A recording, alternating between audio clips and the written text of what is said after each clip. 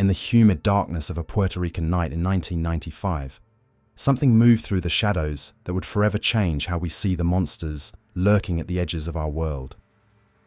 It wasn't the elegant vampire of European castles, or the howling werewolf of Germanic forests. This was something entirely new, something that belonged to the modern age of fear, a creature that would leap from the jungles of the Caribbean into the global consciousness with a speed that defied explanation. This is the story of the Chupacabra, Latin America's most terrifying export. A beast that drinks blood, defies science, and has sparked a legend that refuses to die. But what exactly is this creature? Is it a misidentified animal, a government experiment gone wrong, or something far stranger? To find the truth, we must journey into the heart of a mystery that has puzzled investigators for decades. If you're fascinated by the unexplained and love diving deep into the world's most compelling mysteries, then you've found your home here at Vanishing Legends. Hit that subscribe button now, because we explore the creatures and stories that mainstream science refuses to acknowledge. The Chupacabra didn't emerge from ancient folklore passed down through generations of storytellers.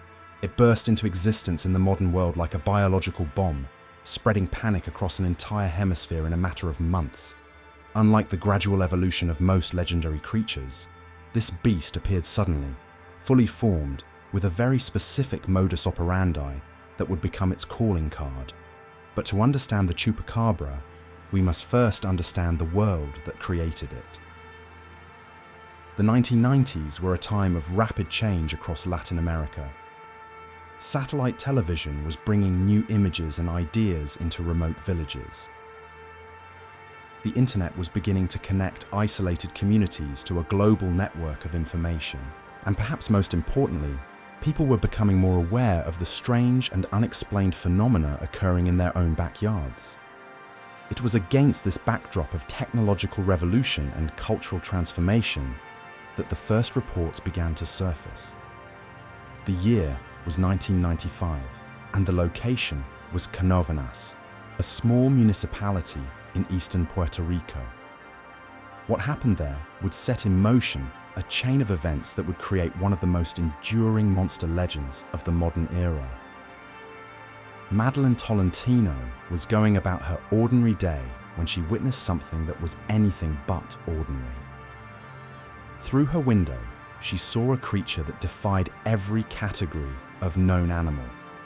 It stood upright like a human, but its proportions were all wrong. Its head was too large, its eyes too prominent, its limbs too thin and angular. And those eyes, those terrible glowing eyes that seemed to pierce right through her soul. But Tolentino's sighting was not an isolated incident. It was the first domino in a cascade of terror that would sweep across the island. Within days, reports were flooding in from across Puerto Rico. Dead animals were being discovered in circumstances that baffled veterinarians and horrified farmers. Goats, chickens, rabbits, all drained of blood through small, precise puncture wounds. The killings were surgical in their precision, unlike anything left behind by known predators. The local media seized upon these strange deaths with an intensity that surprised everyone. Television stations dispatched crews to remote farms. Newspapers ran front-page stories with grainy photographs of mutilated livestock. Radio hosts took call after call from terrified residents claiming to have seen something moving through their fields at night. The story was spreading like wildfire through the Puerto Rican consciousness. It was during this media frenzy that the creature received its name. Silverio Perez, a Puerto Rican comedian and television host, was discussing the mysterious animal killings on his show when he coined the term that would stick forever. Chupacabra, he said, combining the Spanish words for goat and suck. The goat sucker. The name was both descriptive and terrifying, capturing perfectly the essence of what people believed they were dealing with. But the Chupacabra phenomenon was about to evolve beyond a simple series of animal attacks. As more witnesses came forward, a disturbing pattern began to emerge. The descriptions, while varying in detail, shared common elements that suggested people were encountering the same type of creature across different locations. It stood between 3 and 5 feet tall. It had large black eyes that reflected light like a nocturnal animal. Its skin was grey or greenish, sometimes described as reptilian, sometimes as having a texture like wet leather. Most witnesses agreed on one particularly unsettling detail. The creature moved unlike any known animal. It didn't run on all fours like a dog or cat. Instead, it hopped or bounded with powerful hind legs, covering incredible distances in single leaps. Some described it as moving like a kangaroo. Others compared it to a giant grasshopper. But all agreed that its method of locomotion was deeply unnatural and profoundly disturbing to witness. The physical evidence left behind by these encounters was equally puzzling. Veterinarians examining the dead animals found puncture wounds that were too precise to be made by the teeth of known predators. The blood loss was total, yet there was rarely any blood found at the scene. Most perplexing of all, the animals showed no signs of struggle. They appeared to have died peacefully, as if they had simply laid down and allowed themselves to be drained. Dr.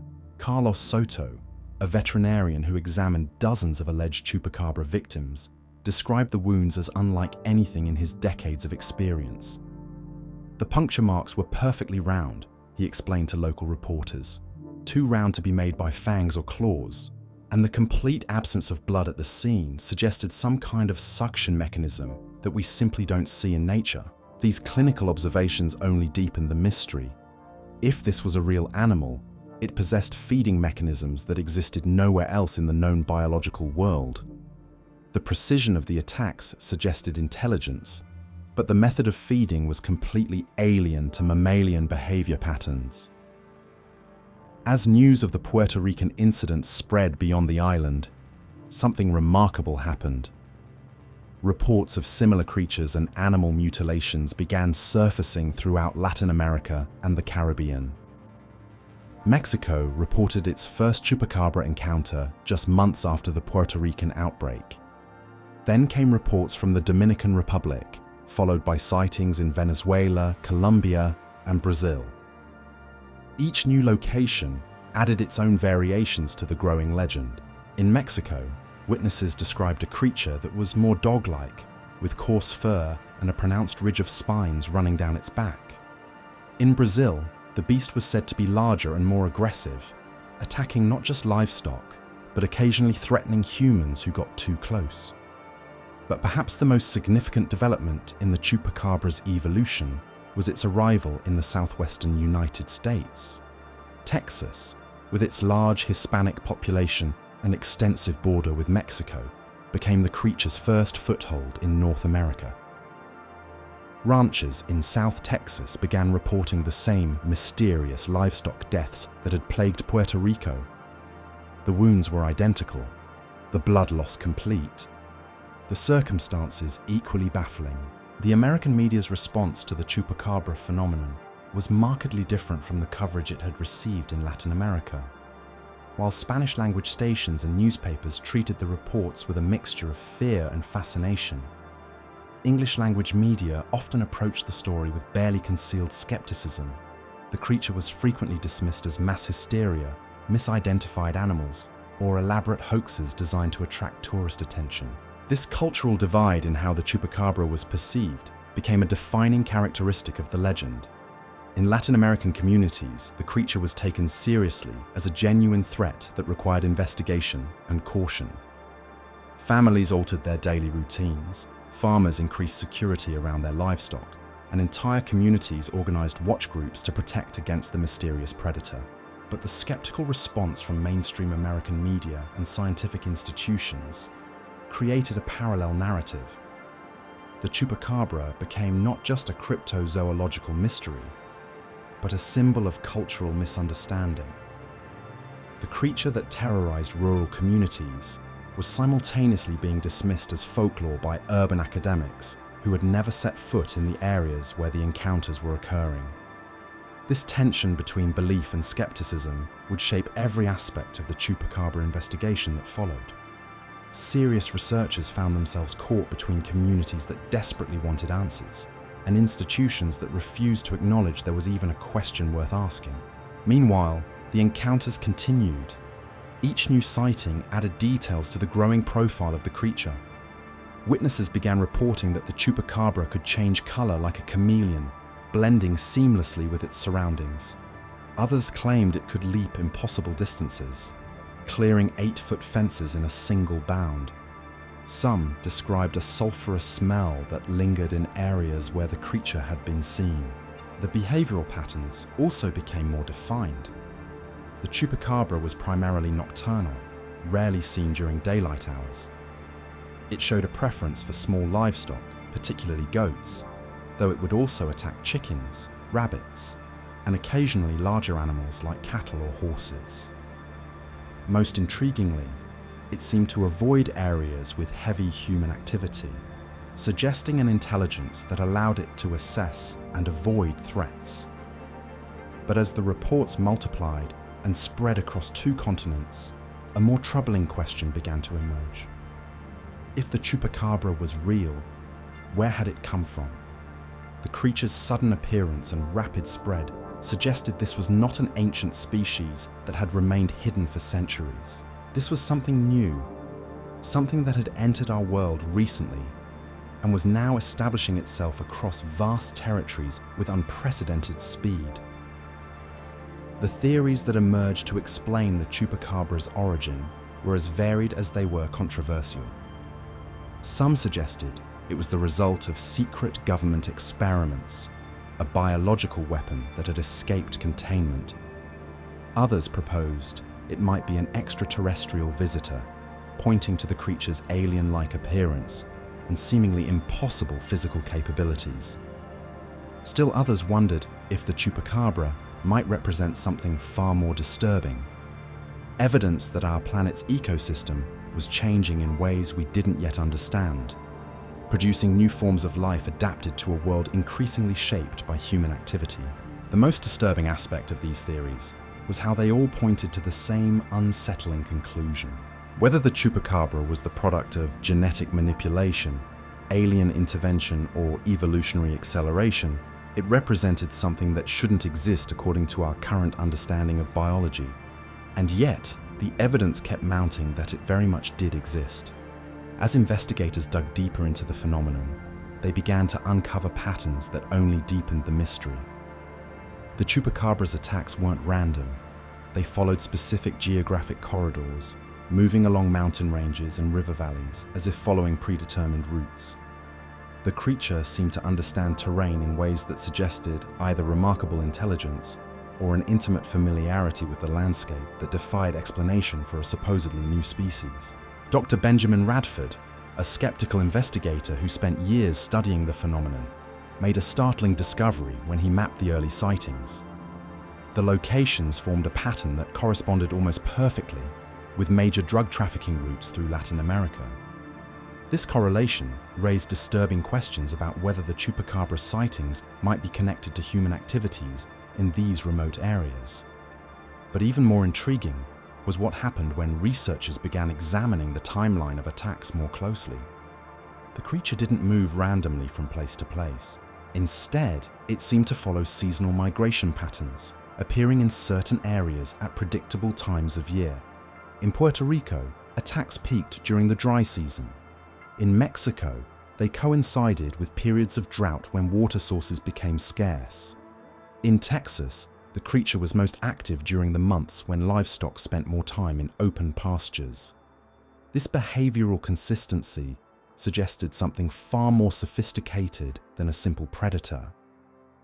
The Chupacabra appeared to be following complex environmental cues, adapting its hunting patterns to local conditions with a precision that impressed even its harshest critics. The creature's feeding habits also revealed a level of biological sophistication that challenged conventional understanding.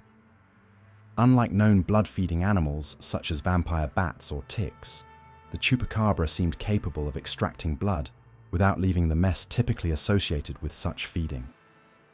Vampire bats, for instance, leave distinctive bite marks and often spill considerable amounts of blood during their feeding. The Chupacabra's victims showed none of these characteristics. This surgical precision in feeding led some researchers to propose that the creature possessed specialized anatomical features, unlike anything in the known animal kingdom. Perhaps it had evolved a hollow proboscis similar to a mosquito, but scaled up to handle larger prey. Or maybe it possessed anticoagulant saliva, so potent that it could drain an animal's entire blood supply through a single small puncture. The implications of such adaptations were staggering. If the Chupacabra had evolved naturally, it represented a quantum leap in predatory efficiency that should have taken millions of years to develop. If it had been artificially created, it suggested biotechnology capabilities far beyond what was publicly acknowledged in the 1990s. As the legend spread northward into the United States, it encountered a very different investigative environment. American law enforcement agencies, while initially skeptical, found themselves forced to take the reports seriously when the livestock deaths began affecting local economies. In South Texas, some ranchers reported losing dozens of animals to the mysterious predator, representing thousands of dollars in damages. Sheriff's departments began documenting the attacks with a thoroughness that had been lacking in earlier investigations. Crime scene photographs, veterinary reports, and witness statements were compiled into official files that provided researchers with unprecedented documentation of the phenomenon. For the first time, the Chupacabra was being investigated with the same rigor typically reserved for human crimes. The results of these formal investigations were both illuminating and frustrating. The physical evidence confirmed what earlier observers had reported. The wounds were unlike those made by known predators. The blood loss was inexplicably complete, and the lack of struggle suggested the animals had been somehow incapacitated before being fed upon. But the investigations also revealed something else. In many cases, the attacks occurred in areas with no obvious access routes for a large predator. Fenced pastures with intact perimeters, elevated areas that would require climbing abilities beyond those of known animals, and locations that should have been impossible for any creature to reach undetected. This evidence of seemingly impossible access led investigators to focus on the Chupacabra's reported ability to leap extraordinary distances. Witnesses consistently described the creature bounding across landscapes with a gait unlike any terrestrial animal. Some claim to have seen it clear obstacles 8 or 10 feet high without apparent effort. The physics of such locomotion became a subject of intense scientific debate. Kangaroos, the most efficient hoppers in the known animal kingdom, can manage leaps of about 25 feet horizontally under ideal conditions. But witnesses were describing a creature that could reportedly bound over much greater distances while also achieving significant vertical height. Such performance would require leg muscles and bone density far exceeding what was possible in known animal anatomy. Dr. Maria Santos, a biomechanics researcher at the University of Puerto Rico, conducted extensive analysis of witness accounts to determine whether the reported locomotion was physically possible. Her conclusions were troubling. Based on the eyewitness descriptions she explained in her published research, this creature would need to generate ground reaction forces approaching those of a small automobile. The skeletal structure required to withstand such forces would be unlike anything we see in terrestrial vertebrates. These biomechanical impossibilities only added to the mystery surrounding the creature's true nature. Either the witnesses were consistently misperceiving what they were seeing, or the Chupacabra possessed physical capabilities that challenged our understanding of animal locomotion. The psychological impact of the Chupacabra phenomenon on affected communities was profound and lasting.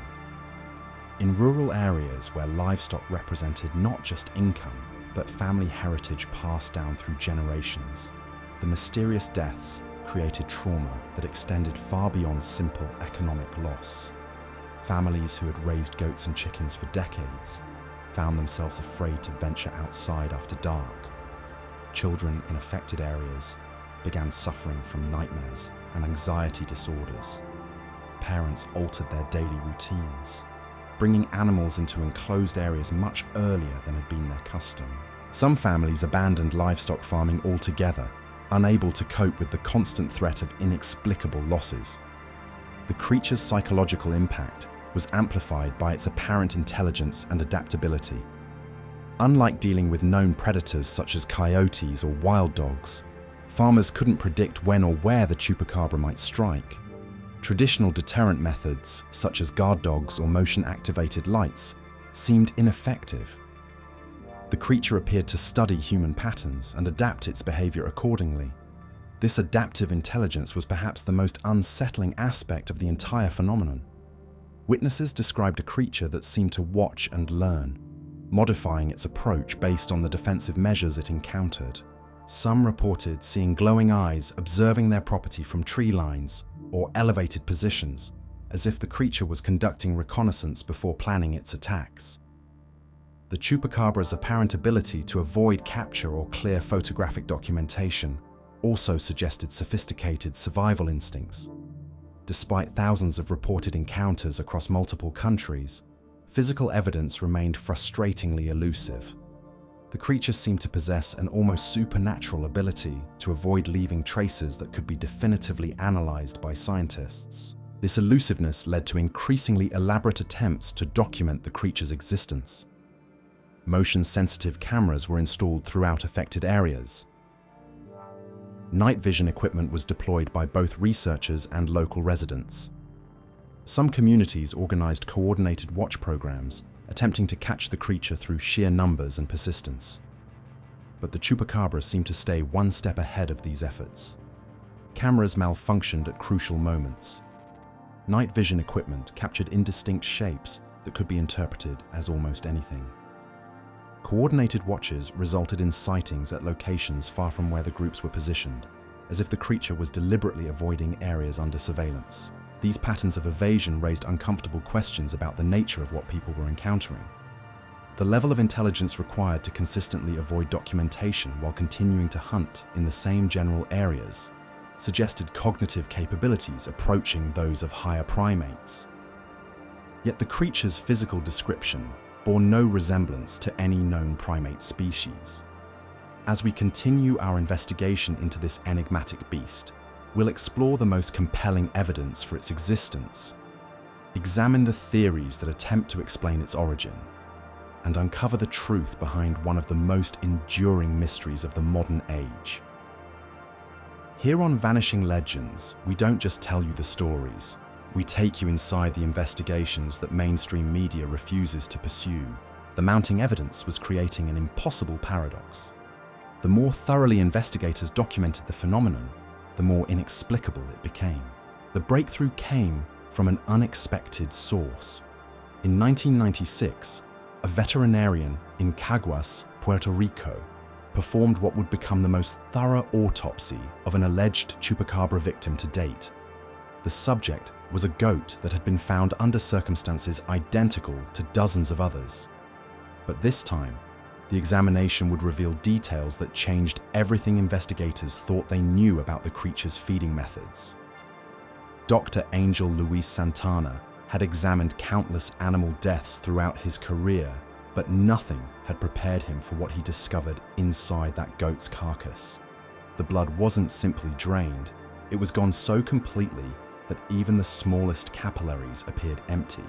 More disturbing still, the internal organs showed signs of systematic puncturing, as if something had methodically accessed different parts of the circulatory system with surgical precision. But the most shocking discovery was what Dr. Santana found in the animal's bone marrow. Under microscopic examination, he observed cellular damage consistent with extreme electromagnetic exposure. The bone marrow cells had been disrupted in a pattern he had only seen in laboratory studies, involving high-frequency electromagnetic fields. This wasn't the work of any biological predator known to science. The implications sent shockwaves through the small community of researchers, taking the phenomenon seriously. If Dr. Santana's findings were accurate, they suggested the chupacabra possessed capabilities that transcended conventional biology entirely. The creature wasn't just an unknown animal, it was something that operated according to principles that challenged our understanding of how life itself functioned. Word of Dr. Santana's autopsy results spread quickly through the network of investigators tracking the phenomenon. Within weeks, veterinarians across Latin America were requesting copies of his protocols, hoping to replicate his findings in their own examinations of alleged victims. The results were both consistent and terrifying. Every thorough autopsy revealed the same electromagnetic cellular damage, the same impossibly complete blood drainage, the same surgical precision in tissue penetration. This convergence of evidence from multiple independent sources created the strongest scientific foundation the Chupacabra phenomenon had yet achieved. These weren't isolated observations or misidentified animal attacks. This was a documented pattern of biological impossibilities occurring across thousands of miles and multiple countries. Dr. Elena Rodriguez, a hematologist at the University of Mexico, who had initially dismissed the Chupacabra reports as folklore, found herself forced to reconsider after examining Dr. Santana's findings. The blood chemistry changes we're seeing in these animals, she admitted to a gathering of researchers, are inconsistent with any known pathogen or toxin. We're looking at cellular disruption that would require technology we don't publicly acknowledge possessing. Her words carried particular weight within the scientific community because Dr. Rodriguez had built her reputation on debunking paranormal claims. For her to acknowledge the legitimacy of the Chupacabra evidence represented a significant shift in academic perception of the phenomenon. But as the scientific credibility of the Chupacabra evidence strengthened, a more disturbing pattern began to emerge. Government agencies across Latin America were taking an unusual interest in the investigations. Research facilities found their funding suddenly cut or redirected. Veterinarians who had been vocal about their findings received visits from officials claiming to represent various agricultural departments, requesting that all samples and documentation be turned over for further analysis. Dr. Santana himself experienced this pressure firsthand. 3 months after publishing his initial findings, men in unmarked vehicles appeared at his clinic, claiming to be from the Puerto Rican Department of Agriculture.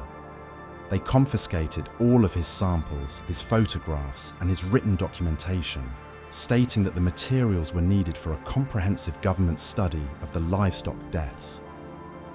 That government study never materialized. The samples disappeared into bureaucratic limbo, and when Dr. Santana attempted to follow up on their analysis, he was told that no record of their confiscation existed.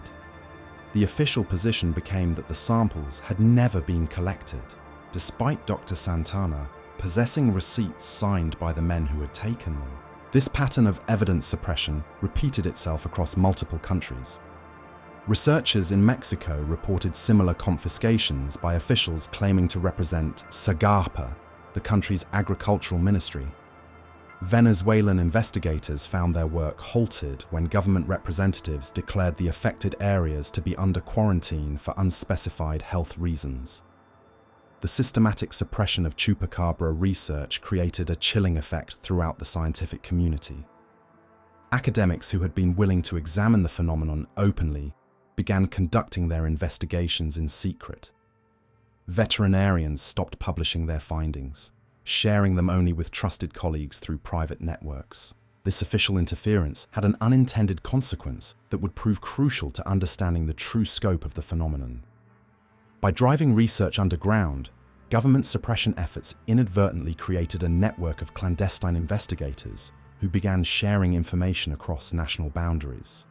Scientists in Puerto Rico communicated with researchers in Mexico, who coordinated with colleagues in Brazil, creating an informal but highly effective intelligence network. What this network discovered was staggering. The Chupacabra phenomenon wasn't confined to the widely reported incidents that made local news. There were hundreds, possibly thousands, of additional cases that never received media attention. Remote farming communities across Latin America had been experiencing identical livestock deaths for months or even years before the first publicized encounters. Dr. Carlos Mendez, a veterinarian working in rural Guatemala, had been documenting mysterious animal deaths since 1993, 2 years before the first Puerto Rican reports. His records showed the same surgical precision, the same complete blood drainage, the same electromagnetic cellular damage that Dr. Santana had identified. But because these incidents occurred in isolated indigenous communities with limited media access, they had never been connected to the broader phenomenon. Similar discoveries emerged from researchers across the continent. The Chupacabra hadn't suddenly appeared in 1995. It had been active for years before anyone realized they were dealing with a widespread phenomenon. The creature's true range and the duration of its activity were far more extensive than anyone had imagined. This revelation forced a complete reconsideration of the creature's origin and purpose. If the Chupacabra had been active since at least 1993, it predated many of the theories that had been proposed to explain its existence. The creature hadn't emerged in response to environmental changes or military experiments from the mid-1990s. It had been operating in Latin America for years before it came to public attention. The timeline also revealed something else disturbing. The pattern of activity showed clear signs of systematic expansion. The creature had begun its documented presence in the most remote, isolated areas, where its activities would be least likely to attract attention. Only after establishing itself in these hidden locations had it begun operating closer to populated areas where its activities would eventually be noticed and reported. This methodical approach to territorial expansion suggested planning and intelligence that went far beyond simple predatory behavior. The Chupacabra appeared to be following a deliberate strategy of gradual infiltration, testing human responses and adapting its tactics based on what it learned. Dr. Marina Santos, a behavioral ecologist who had been tracking the creature's movement patterns, made a startling discovery when she mapped the timeline of reported incidents. The expansion pattern doesn't follow any known model of animal dispersal, she explained in a private presentation to the Underground Research Network. It's too systematic, too carefully planned. This looks more like a military operation than biological colonization. Her analysis revealed that the Chupacabra's territorial expansion followed principles of strategic infiltration rather than natural migration. The creature had systematically identified and occupied areas with optimal conditions for its activities, while minimizing the risk of detection or interference. This level of strategic thinking was unprecedented in any known animal species. The implications were profound and terrifying. If Dr. Santos's analysis was correct, the Chupacabra wasn't simply an unknown predator that had wandered into human territory. It was an intelligent entity that had deliberately chosen to establish operations in areas where it could feed on human-managed livestock while avoiding confrontation with human authorities. But the most disturbing aspect of this strategic behavior was what it suggested about the creature's ultimate objectives. Natural predators operate within ecological niches that limit their impact on prey populations. The Chupacabra showed no such limitations. Its feeding patterns suggested it was harvesting biological resources on a scale that would eventually destabilize entire regional ecosystems. The Underground Research Network began developing models to predict the long-term consequences of continued Chupacabra activity. The results were apocalyptic. If the creature continued expanding its territory and increasing its feeding activity at the observed rates, it would within a decade consume enough livestock to create widespread food shortages across Latin America. This wasn't speculation based on sensationalized reports. This was mathematical modeling based on documented cases and observed expansion patterns. The Chupacabra represented an existential threat to the agricultural foundation of an entire hemisphere, and government agencies appeared to be either unable or unwilling to address it effectively. The network's projections also revealed something else that sent chills through every researcher who saw the data. The creature's expansion wasn't slowing down. If anything, the rate of territorial acquisition was accelerating. New areas were being infiltrated faster than established territories were being abandoned, suggesting the phenomenon involved either multiple creatures or a single entity with capabilities that defied every assumption about biological limitations. Dr. Rodriguez, who had become one of the network's most trusted voices, summarized their findings in an encrypted document that circulated among the researchers. "We are not dealing with a cryptozoological curiosity," she wrote. "We are documenting the systematic infiltration of our hemisphere by an intelligence that possesses capabilities we cannot explain and objectives we can only guess at. The evidence suggests we have very little time to understand and respond to this threat before it becomes impossible to contain. Here at Vanishing Legends, we believe you deserve to know the truth about the forces shaping our world, even when that truth challenges everything we thought we understood about the nature of reality itself." The network's warnings proved prophetic. By 1997, Chupacabra incidents were being reported at a rate of nearly one per day across Latin America. The creature's activities had reached a threshold where they could no longer be dismissed as isolated anomalies or misidentified animal attacks. This was a hemisphere-wide phenomenon that demanded serious investigation and response. But instead of increased scientific attention, the late 1990s saw an escalation of the suppression efforts that had begun years earlier. Researchers found themselves under surveillance. Their communications were monitored. Some received explicit warnings to cease their investigations or face unspecified consequences. Dr. Santana, whose original autopsy had provided the first solid scientific evidence of the creature's unusual capabilities, was arrested on fabricated charges related to the improper disposal of animal carcasses. Although the charges were eventually dropped, the message was clear. Scientists who investigated the Chupacabra too thoroughly would face personal and professional consequences. This intimidation campaign created a climate of fear within the research community that effectively ended open scientific investigation of the phenomenon. By 1998, no legitimate academic institution was willing to authorize or fund Chupacabra research. The creature had been relegated to the realm of tabloid journalism and amateur cryptozoology, despite the compelling evidence that had been accumulated during the brief period of serious scientific attention. The suppression strategy was devastatingly effective. Within 2 years, public perception of the Chupacabra had shifted from a genuine mystery worthy of investigation to a cultural curiosity associated with sensationalism and hoaxes. The creature that had once commanded the attention of veterinarians, law enforcement, and government agencies was now dismissed as folklore by the very institutions that had initially taken it seriously. But the creature itself remained active. While scientific investigations ceased and media attention waned, livestock deaths continued across Latin America at rates that defied the official narrative of mass hysteria and misidentification.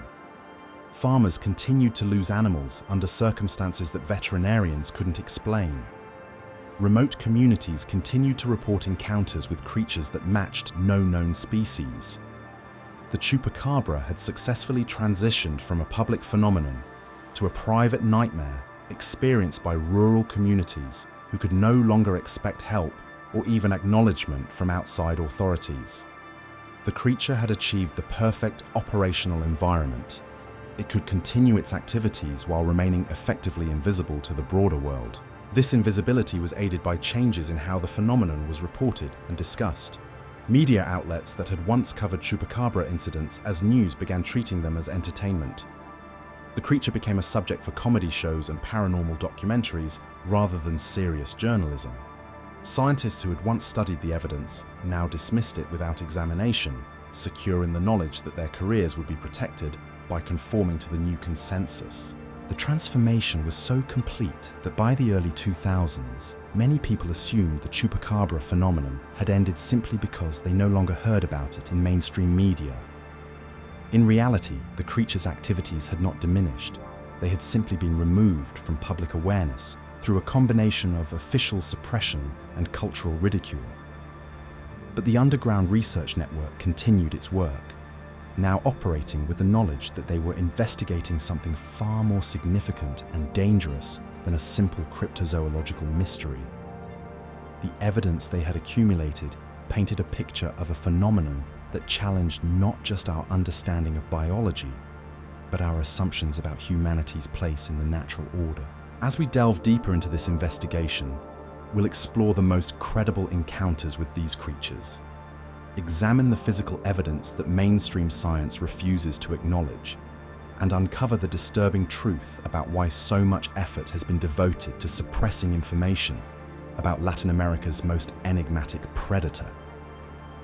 The story of the Chupacabra is far from over. In fact, as we'll discover, it may be just beginning. The Underground Network's investigations would soon reveal evidence that transformed the Chupacabra from a regional mystery into something far more unsettling. In late 1998, Dr. Patricia Vega, a microbiologist working clandestinely in Costa Rica, made a discovery that would shake the foundations of everything researchers thought they knew about the creature. While analyzing tissue samples that had been secretly preserved from alleged Chupacabra victims, Dr. Vega identified cellular structures that shouldn't exist in any terrestrial organism. Under electron microscope examination, she found what appeared to be microscopic implants embedded within the animal's nervous systems. These structures were geometric, artificial, and composed of materials that didn't match any known biological compounds. The implants weren't randomly distributed throughout the tissue.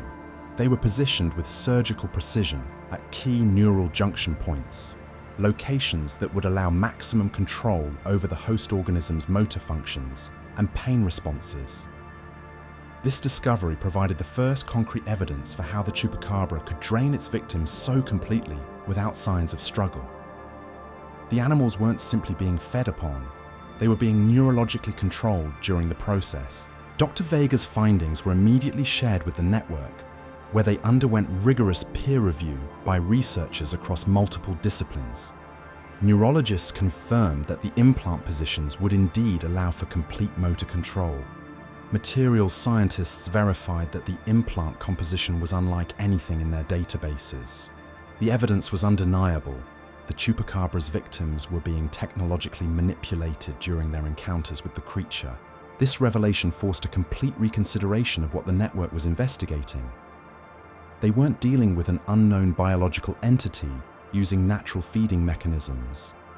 They were confronting something that possessed technology advanced enough to perform real-time neural manipulation on living organisms. The implications were staggering and terrifying. Dr. Miguel Santos, a neurosurgeon who had joined the network after treating human victims of alleged Chupacabra encounters, provided additional context that deepened the mystery. Several of his patients had reported temporary paralysis and memory gaps following their experiences. When he examined them, he found microscopic puncture wounds at the base of their skulls, wounds that healed so rapidly they were barely detectable within hours of the encounter. More disturbing still, brain scans of these patients revealed temporary alterations in their hippocampus, the brain region responsible for memory formation. The changes were subtle but consistent across multiple patients. Something was actively modifying human neural activity to prevent clear recollection of encounters with the creature. The network began to understand they were facing an intelligence that operated according to principles far beyond conventional biology. The Chupacabra wasn't just an unknown predator, it was an entity with technological capabilities that surpassed human scientific achievement. It could manipulate both animal and human nervous systems in real time, suggesting an understanding of neurology that was centuries ahead of current medical knowledge. But perhaps most unsettling was the realization that these capabilities were being used to maintain operational secrecy. The creature wasn't simply avoiding detection through natural camouflage or behavioral adaptation. It was actively manipulating the cognitive abilities of potential witnesses to prevent accurate reporting of encounters. The absence of clear photographic evidence wasn't due to the creature's elusiveness. It was the result of deliberate neural intervention that prevented witnesses from maintaining conscious control during sightings. This discovery explained many of the puzzling aspects of Chupacabra encounters that had frustrated investigators for years. Witnesses consistently reported feeling disoriented and confused during sightings. Cameras malfunctioned at crucial moments not due to electromagnetic interference, but because the operators were being neurologically influenced to misuse their equipment. The creature's apparent ability to predict and avoid human countermeasures wasn't supernatural. It was the result of technological manipulation of human decision-making processes. Dr. Elena Martinez, a cognitive psychologist who had joined the network to study witness testimony patterns, made another disturbing discovery. When she analyzed hundreds of encounter reports using advanced statistical methods, she found evidence of systematic memory modification. Witnesses weren't simply forgetting details of their experiences, they were remembering altered versions of events that obscured the creature's true capabilities and behavior patterns. The memory modifications were sophisticated and targeted. Witnesses retained enough accurate information to confirm that encounters had occurred, but crucial details about the creature's appearance, behavior, and technology were consistently altered or removed. The result was a body of witness testimony that pointed to the existence of something unusual, while simultaneously preventing accurate understanding of what that something actually was. This level of psychological manipulation suggested the creature possessed not just advanced neurotechnology, but detailed knowledge of human cognitive processes. It understood exactly which memories to modify and which to preserve in order to maintain the optimal balance between evidence of its existence and prevention of effective countermeasures. The network's researchers found themselves confronting a terrifying possibility. If the creature could manipulate human memory and perception so precisely, how could they be certain their own investigations weren't being influenced? Were they discovering the truth about the Chupacabra? Or were they being allowed to discover only what the creature wanted them to know? Dr. Rodriguez addressed this concern in one of her encrypted communications to the network. "We must assume that our own perceptions and memories may be compromised," she wrote. "The only way to maintain investigative integrity is through redundant documentation and cross-verification of all findings. We cannot trust our individual experiences, but we can trust patterns that emerge across multiple independent observations." This methodological approach led to the network's most significant breakthrough. By comparing hundreds of cases across multiple countries and time periods, researchers identified behavioral patterns that remained consistent despite the apparent memory modifications affecting individual witnesses. The creature's operational methods, its territorial expansion strategy, and its technological capabilities all showed remarkable consistency when viewed through the lens of statistical analysis rather than individual testimony. The pattern analysis revealed something that chilled every researcher who saw the data. The Chupacabra's activities weren't random predation or even systematic harvesting of biological resources. The creature was conducting what appeared to be a comprehensive biological survey of terrestrial life forms. It was sampling genetic material, studying physiological responses, and cataloging the biodiversity of Latin America with scientific thoroughness that rivaled the most ambitious human research projects. But unlike human biological surveys, the Chupacabra's research was destructive and exploitative. Animals weren't simply observed or tested, they were completely consumed in the process. The creature was conducting terminal experiments on every species it encountered, gathering data through methods that resulted in the death of its subjects. The implications were apocalyptic. If the creature was indeed conducting biological research, it suggested the presence of an intelligence with scientific capabilities far exceeding human achievement. But the destructive nature of its methods indicated that this intelligence had no regard for the preservation of terrestrial ecosystems or the welfare of Earth's native life forms. Dr. Santos compiled the network's findings into a comprehensive analysis that painted the most complete picture yet assembled of the Chupacabra phenomenon. "We are not dealing with a cryptozoological mystery," he concluded. "We are documenting first contact with a non-human intelligence that possesses technology and capabilities far beyond our current understanding. This intelligence is conducting systematic research on terrestrial biology through methods that are inherently destructive to the subjects being studied. His analysis continued, with even more disturbing implications. The evidence suggests this research is preparatory in nature. The creature is not simply studying our ecosystems out of scientific curiosity. It appears to be conducting a comprehensive biological assessment that would be necessary for large-scale environmental manipulation or colonization. The network faced a terrible dilemma. They possessed evidence of what appeared to be an extraterrestrial intelligence conducting preparatory research for possible invasion or colonization, but they had no means of alerting authorities who had already demonstrated their commitment to suppressing such information. The very governments that should be responding to this existential threat were actively preventing investigation and public awareness of the phenomenon. Dr. Vega proposed a desperate strategy in her final communication to the network before disappearing under mysterious circumstances. If we cannot convince authorities to take action through official channels, we must find ways to disseminate this information directly to the public. The people have a right to know what is happening in their communities and to prepare for whatever is coming. Her message proved prophetic. Within weeks of sending it, Dr. Vega vanished from her laboratory in Costa Rica. Official reports claimed she had abandoned her research to pursue opportunities in the private sector, but her colleagues knew she would never have left her work voluntarily. Her disappearance sent a clear message to other network members about the consequences of pursuing their investigations too aggressively.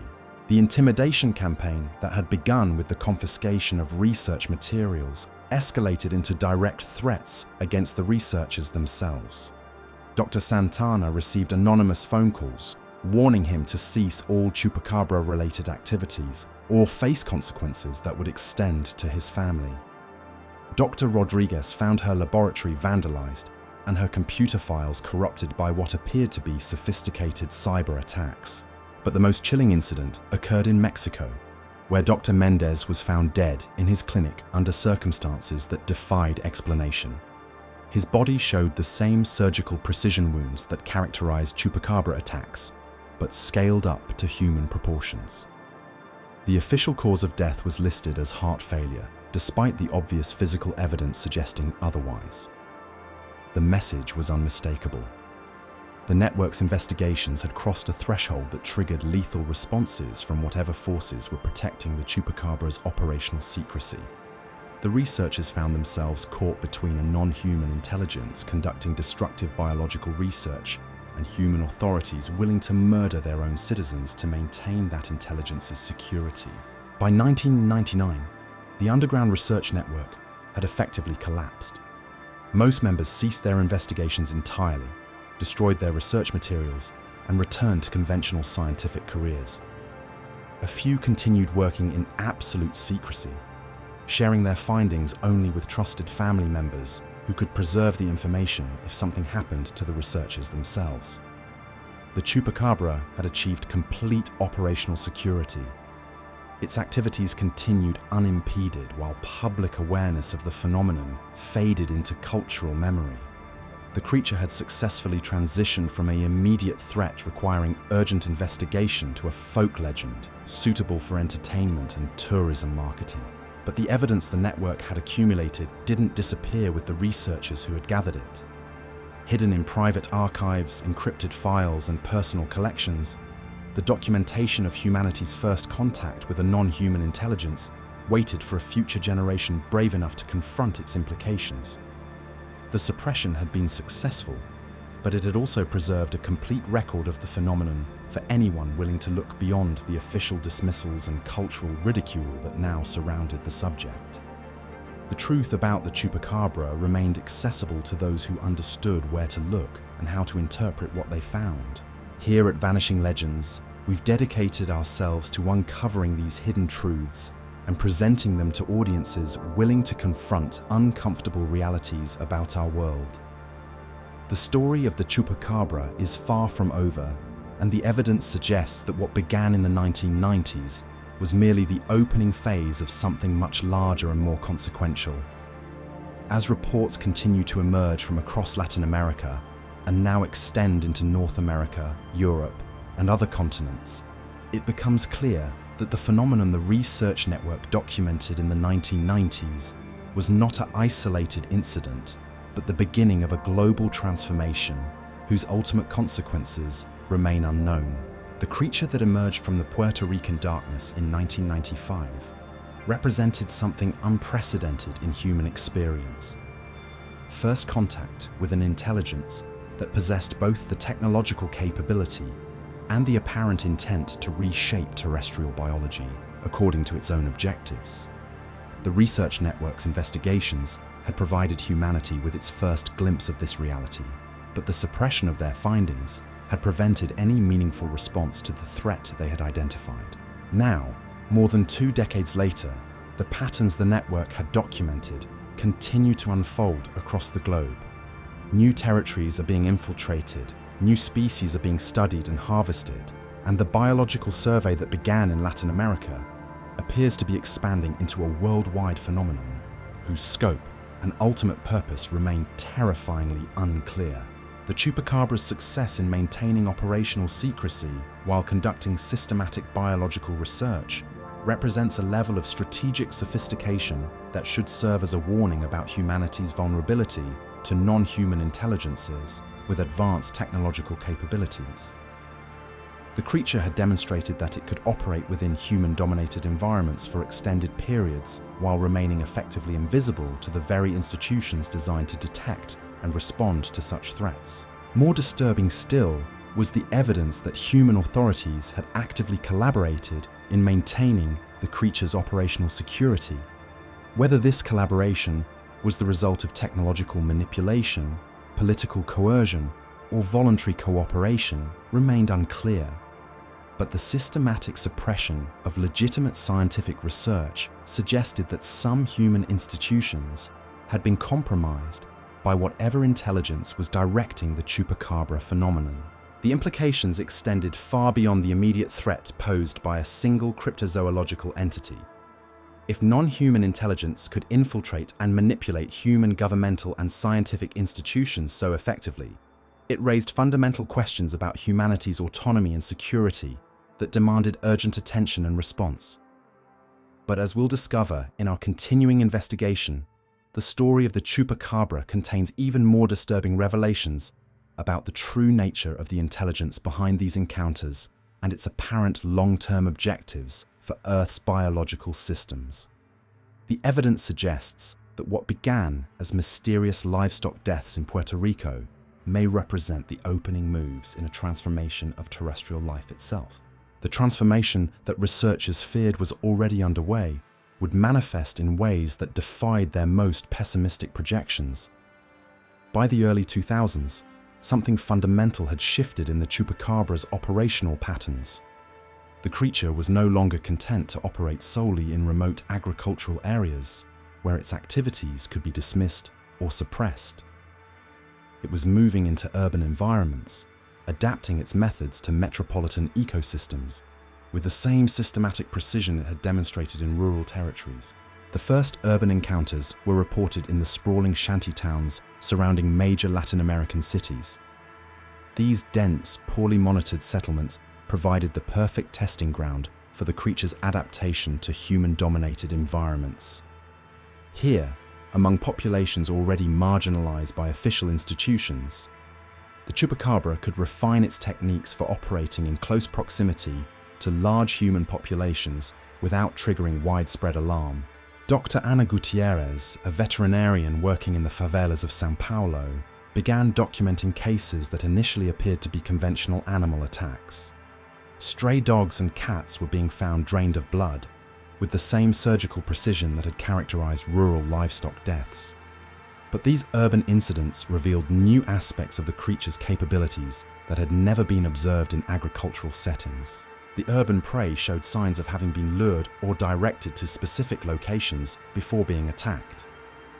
Security cameras in the area captured footage of animals moving in unnatural patterns, walking directly toward darkened areas where they would later be found dead. The footage showed the animals displaying none of the caution or survival instincts that would normally keep them away from dangerous situations. This behavioral manipulation of urban wildlife represented a significant escalation in the creature's demonstrated capabilities. In rural settings, the Chupacabra had primarily targeted domesticated animals that were already confined to specific areas. But in urban environments, it was actively controlling the movement and behavior of free-ranging animals, demonstrating a level of neural influence that could be projected across considerable distances. Dr. Gutierrez's documentation of these urban patterns caught the attention of the few remaining members of the original research network.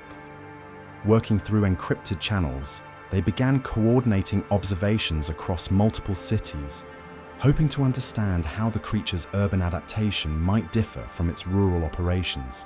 What they discovered was deeply troubling. The Chupacabra wasn't simply adapting to urban environments, it was using them as laboratories for testing its influence on human behavior. Security footage from multiple cities showed people walking into areas where attacks had occurred shortly before, displaying the same unnatural movement patterns that had been observed in animal victims. These human subjects weren't being physically harmed, but they were being exposed to whatever neural influence the creature used to control its prey. The exposure appeared to be brief and targeted, as if the creature was testing the effectiveness of its control mechanisms on human subjects without alerting them to the manipulation. Dr. Rodriguez, one of the few original network members still actively investigating, made a chilling observation when she analyzed the patterns of human exposure. The subjects weren't chosen randomly.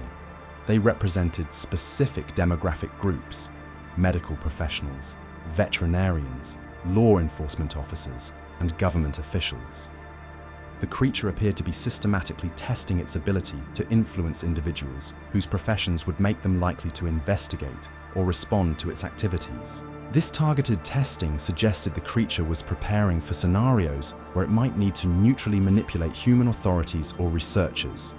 The implications were staggering. If the Chupacabra could control human behavior with the same precision it demonstrated on animals, it possessed the capability to prevent any effective human response to its activities. The urban expansion also revealed another disturbing evolution in the creature's methods. In rural areas, its feeding had been limited to blood extraction from individual animals. But in urban environments, it began demonstrating the ability to harvest biological material from multiple sources simultaneously. Entire neighborhoods would experience die-offs of small animals, birds, and even insects, all showing the characteristic signs of Chupacabra predation.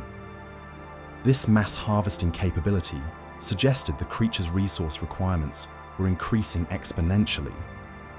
The systematic biological survey that researchers had identified in the 1990s appeared to be entering a new phase that required far greater quantities of genetic material and biological data. Dr. Martinez, working clandestinely in Mexico City, documented incidents where the creature had apparently processed hundreds of individual organisms in single nights. The scale of these operations indicated either a dramatic increase in the entity's metabolic requirements or the presence of multiple creatures operating in coordinated fashion. The coordination hypothesis gained support when researchers began identifying temporal patterns in urban attacks. Incidents in different cities occurred in synchronized waves, as if multiple entities were following coordinated schedules. The timing was too precise to be coincidental, suggesting a level of organization and communication between creatures that implied a sophisticated command structure. But the most alarming development in the creature's urban adaptation was its apparent interest in human medical facilities. Hospitals, clinics, and research laboratories in affected cities began reporting unusual incidents. Blood banks experienced unexplained losses of stored blood. Laboratory animals disappeared from research facilities. Medical equipment malfunctioned in patterns that suggested sophisticated electronic interference. Dr. Fernandez, a hematologist working at a major hospital in Bogotá, documented the most comprehensive evidence of the creature's infiltration of medical facilities. Over several months, his blood bank lost thousands of units of stored blood to what appeared to be systematic theft. But security footage revealed no evidence of human intrusion. Instead, The blood simply vanished from sealed storage units without any indication of how access had been achieved. More disturbing still, the missing blood wasn't random. Specific blood types were targeted, with rare genetic variants being prioritized over common types. This selective harvesting suggested the creature possessed detailed knowledge of human genetic diversity and was collecting samples based on specific biological criteria. The pattern of blood bank thefts spread across urban areas throughout Latin America, indicating that medical facilities had become primary targets for whatever research the creature was conducting. The scale of these operations suggested resource requirements far exceeding what individual creatures could consume, pointing toward industrial-level processing of biological materials. Dr. Santos, analyzing the data from multiple cities, made a disturbing calculation. The volume of biological material being harvested from urban areas exceeded the total biomass that could be supported by the creature's observed feeding patterns. Either the entities were stockpiling resources for future use, or they were processing the materials in ways that converted them into entirely different forms. This industrial-scale harvesting coincided with reports of unusual atmospheric phenomena in affected cities. Residents described strange lights visible at night, electromagnetic disturbances that interfered with electronic devices, and subtle changes in air quality that couldn't be attributed to conventional pollution sources. Dr. Rodriguez correlated these atmospheric anomalies with the timing of major harvesting operations and found a direct relationship. The environmental changes appeared to be byproducts of whatever process the creatures were using to handle the massive quantities of biological material they were collecting.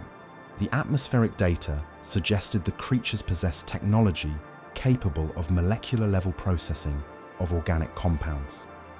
The electromagnetic signatures were consistent with advanced biotechnology that could break down complex biological structures and reconstitute them according to predetermined specifications.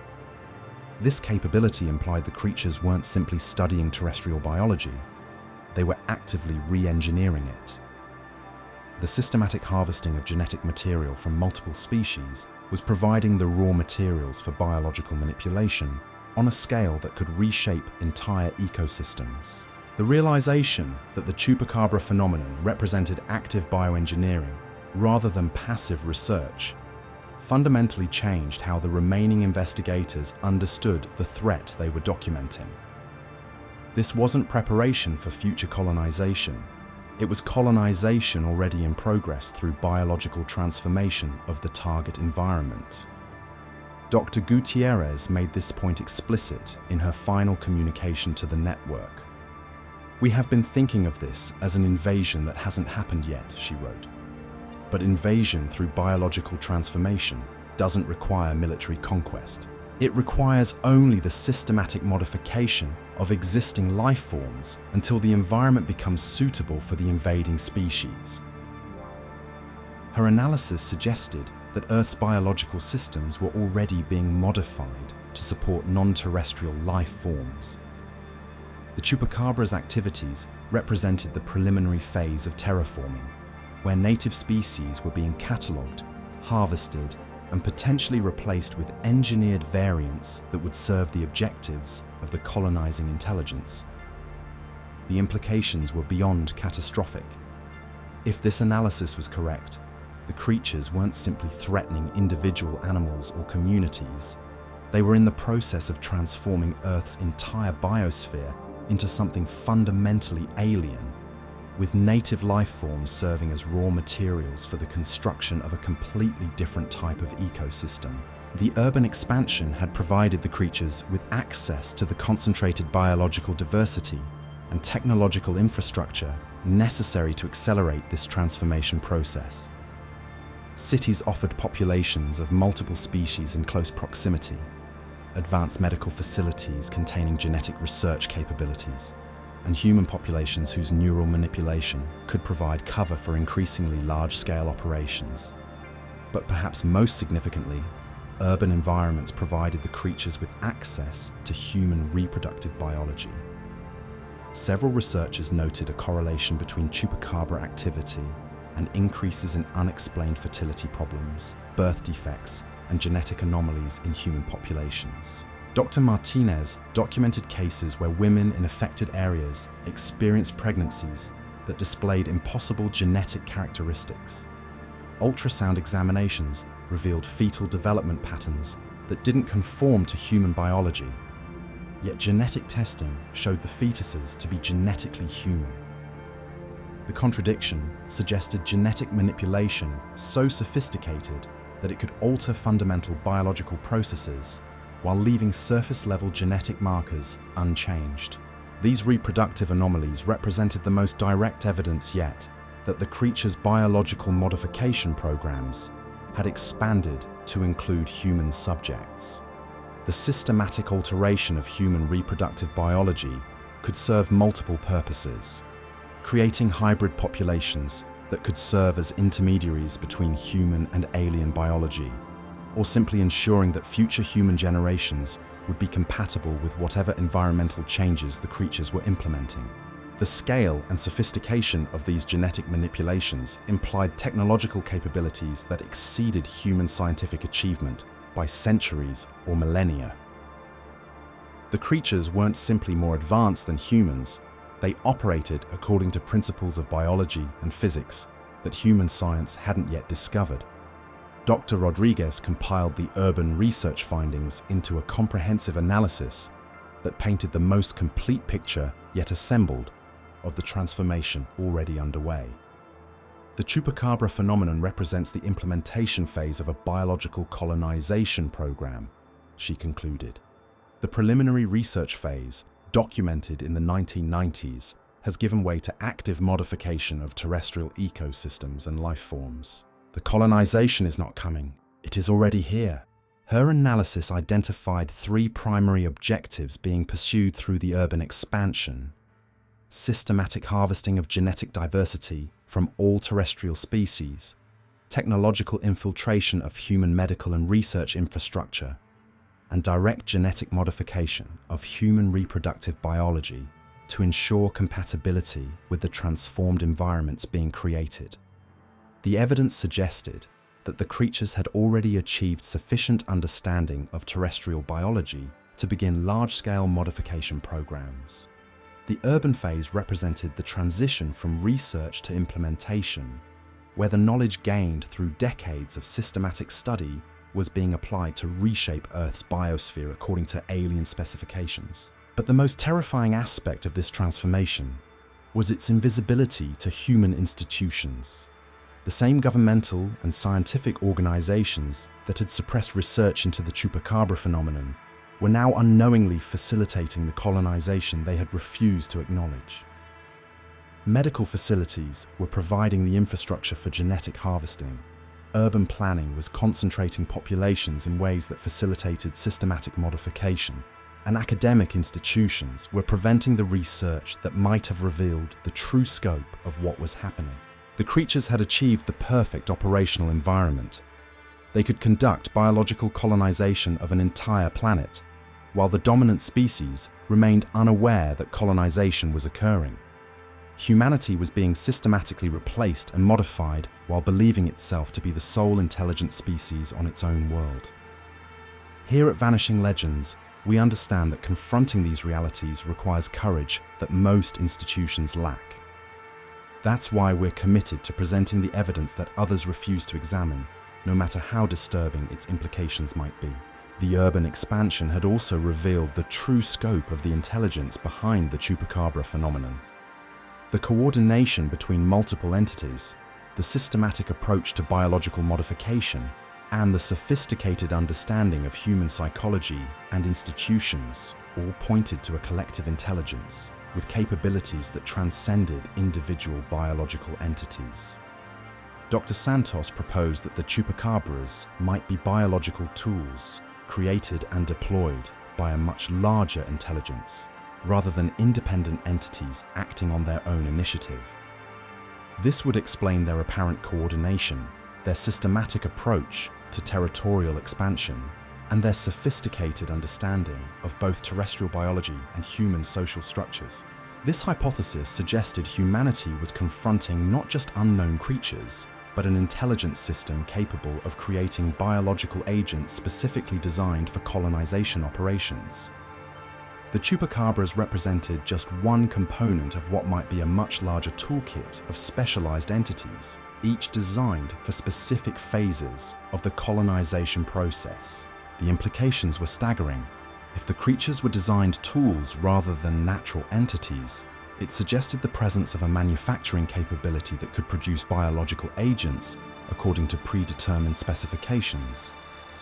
Earth might be facing not just colonization, but colonization by an intelligence with the capability to design and deploy living weapons specifically adapted to overcome the defenses of target worlds. The biological weapons hypothesis explained many aspects of the phenomenon that had puzzled researchers for years.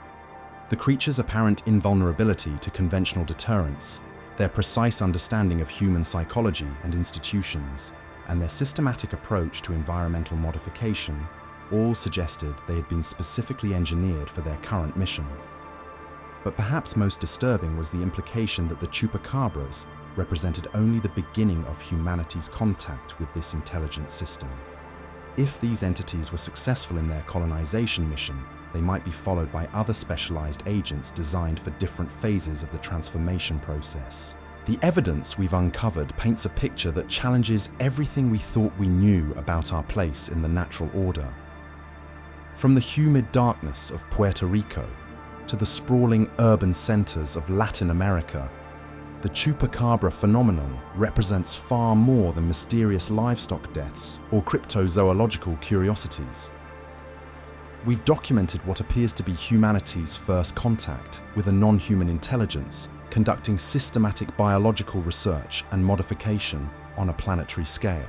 The underground research network's findings, suppressed by authorities and dismissed by mainstream science, revealed a coordinated program of genetic harvesting, neural manipulation, and environmental transformation that has been unfolding for decades right under our collective noses. What began as isolated reports of drained goats has evolved into evidence of sophisticated biotechnology capable of reshaping terrestrial life itself. The creature's evolution from rural predator to urban infiltrator demonstrates an intelligence that adapts, learns, and implements strategies with precision that exceeds human capabilities. Its apparent ability to manipulate both animal and human nervous systems, to harvest biological materials on an industrial scale, and to coordinate operations across vast geographic areas suggests we're dealing with technology centuries ahead of our own scientific achievement. Perhaps most disturbing is the evidence that human institutions have been systematically compromised, either through technological manipulation or voluntary cooperation, to facilitate this colonization program while preventing public awareness of its existence. The same governments and scientific organizations tasked with protecting humanity have become unwitting accomplices in our potential replacement. The transformation is not coming. It is already here.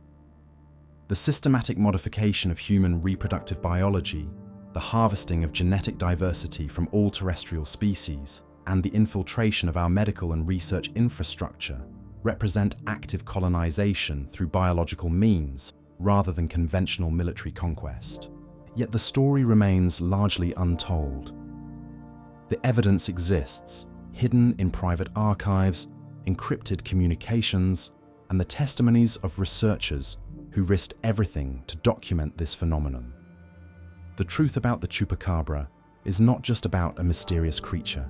It is about humanity's first encounter with an intelligence that possesses both the capability and the apparent intent to transform our world according to its own specifications. Here at Vanishing Legends, we believe that knowledge, however disturbing, is always preferable to ignorance. The question now is not whether this transformation is occurring, but whether humanity still has time to understand and respond to it. The creatures that emerged from the shadows of Puerto Rico may represent only the beginning of our contact with intelligences that view Earth not as our home, but as raw material for their own purposes. The chupacabra phenomenon, serves as a warning about our vulnerability to threats that operate beyond the boundaries of conventional understanding. As reports continue to emerge from around the globe, expanding far beyond Latin America into North America, Europe, and other continents, it becomes clear that what we've documented is not an isolated regional mystery, but the opening phase of something much larger and more consequential. The truth about the Chupacabra is still being written in the blood of drained animals, in the testimonies of terrified witnesses, and in the suppressed research of scientists brave enough to investigate the impossible. Whether humanity will awaken to this reality before the transformation becomes irreversible remains the greatest mystery of all. Thank you for joining us on this journey into the shadows of Latin America's most enigmatic predator.